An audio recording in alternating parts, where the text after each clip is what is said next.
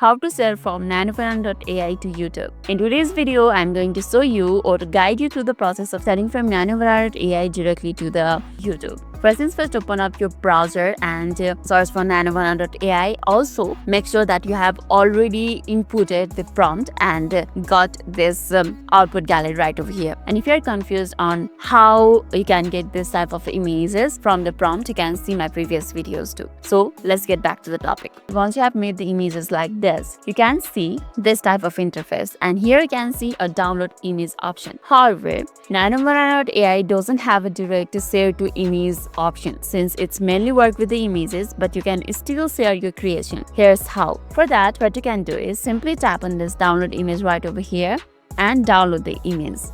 You can see I have already downloaded it earlier. Let's cancel it and let's go to the YouTube. On the YouTube section, you can see an option called plus, which is right over here. Tap on it. And over there, you'll be finding an options called video, start, live, and etc. And there's also an option on the screen called add. Simply tap it. That will open a gallery for you like this.